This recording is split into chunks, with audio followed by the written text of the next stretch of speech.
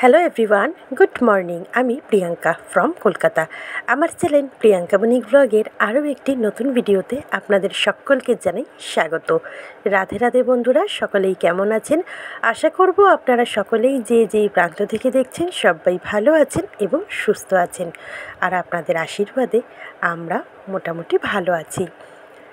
পুজো পুজো পুজো আসবে দেখে একটা বছরের অপেক্ষার অবসান হলো গতকাল।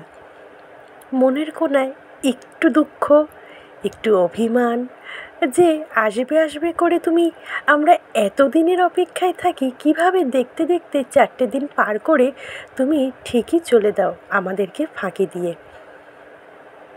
তবে এটা কিন্তু শুধু চোখের দেখা।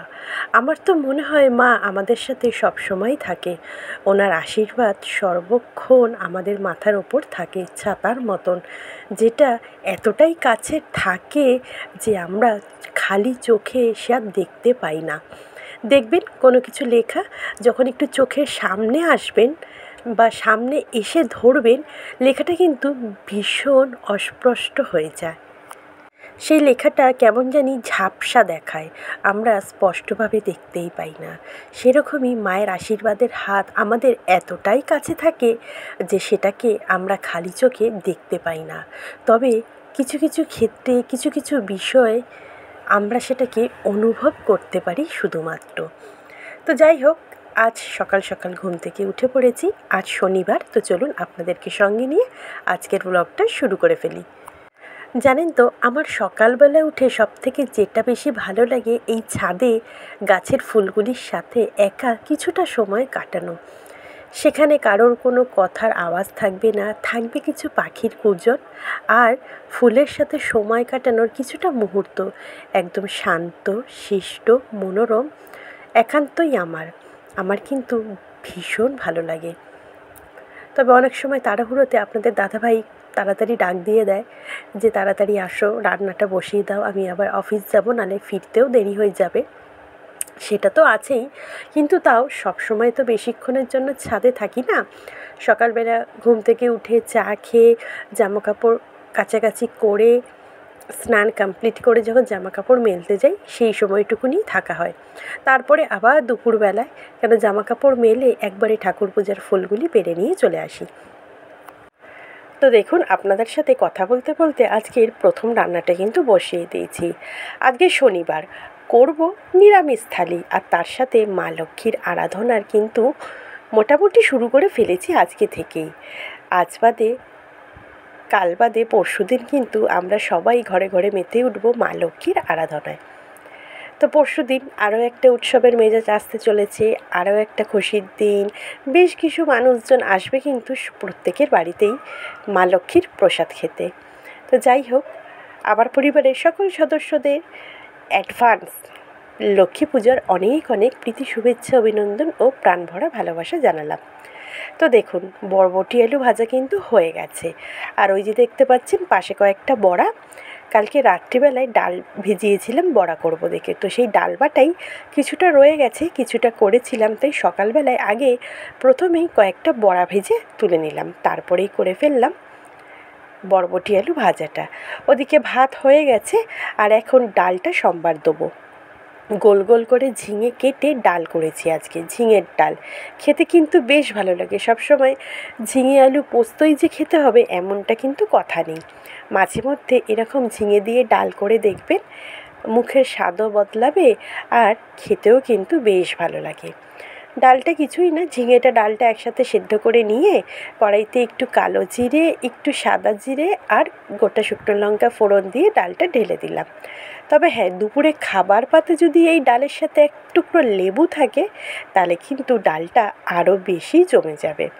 ডালটা ফুটে গেছে, বাটিতে নামিয়ে আপনাদের সামনে তুলে ধরলাম। রঙটা কিন্তু বেশ সুন্দর হয়েছে, দেখতে কিন্তু বেশ ভালো লাগছে। আর এখন লাস্ট আইটেম, পটল আলুর তরকারি করে ফেলবো।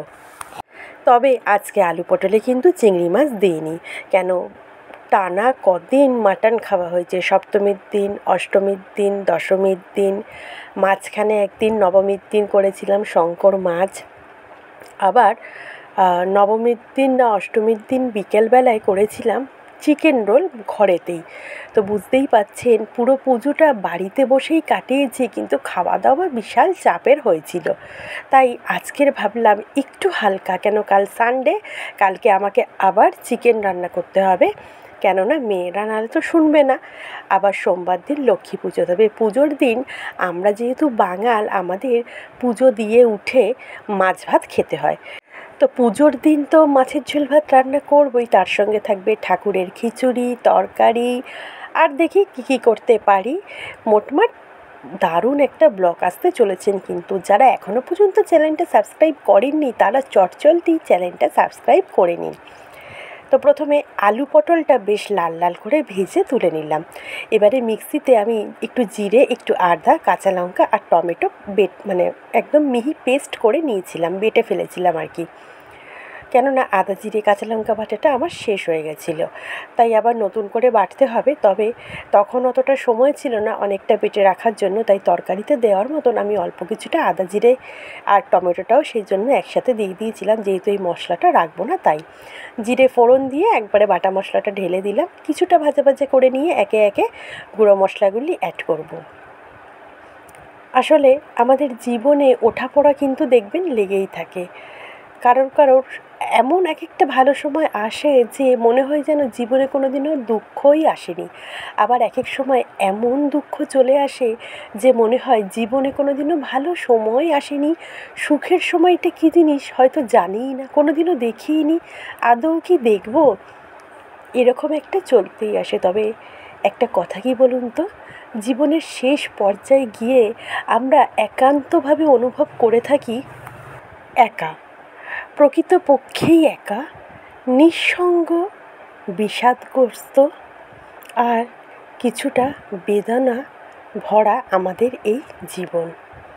বিষণ্ণতায় ভরা, মাঝে মধ্যে সুখের ঢেউ উকি মারে ঠিকই, তবে বেশিরভাগ ক্ষেত্রেই এরকম হয়, অনেকেরই হয়, সবারই হয় বলা যেতে পারে। তবে কারোর ক্ষেত্রে জীবনের শেষ পর্যায়ে গিয়ে এই অনুভবটা হয়, আবার কারোর ক্ষেত্রে জীবনের মাঝপথে এই অনুভবটা হয়ে যায়। তফাৎটা এটাই যে যাদের ক্ষেত্রে মাঝপথে হয় তাদের কষ্টটা একটু বেশি, এই যা। আমরা সবাই দুর্গাপুজোর জন্য অনেক উৎসাহিত থাকি, কিন্তু সবার পুজো কি সমান যায়? কেউ প্রিয় মানুষটাকে সঙ্গে নিয়ে ঘোরার জন্য অপেক্ষায় থাকে, আবার কেউ দেখে তার প্রিয় মানুষটা অন্য কারোর সাথে ঘুরছে।